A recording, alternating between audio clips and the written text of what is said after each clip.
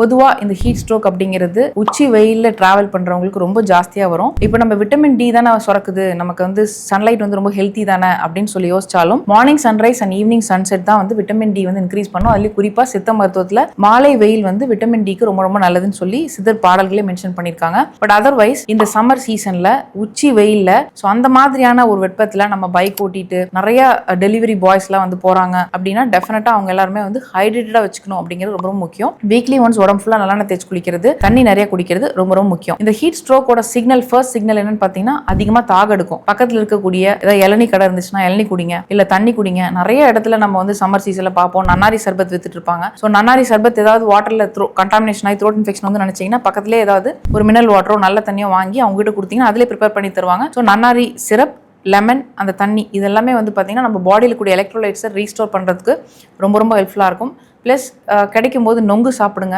உடம்புல வந்து எப்பவுமே வந்து நீர்த்துவம் மெயின்டைன் ஆகிறதுக்கு கொஞ்சமாவது உப்பு சத்து தேவை. அப்போது லைம் வாட்டரில் கொஞ்சம் சால்ட் அண்ட் சுகர் ரெண்டும் மிக்ஸ் பண்ணி குடிக்கும்போது அதுவே ஒரு எலக்ட்ரோலைட் மாதிரி நம்ம உடம்புல செயல்படும். ஸோ இது எல்லாமே டெஃபினட்டாக ட்ராவல் பண்ணியே தான் தீரணும் அப்படின்னு எஸ்பெஷலி பைக் ட்ராவல் பண்ணுறவங்க இதெல்லாமே ஃபாலோ பண்ணுங்கள்.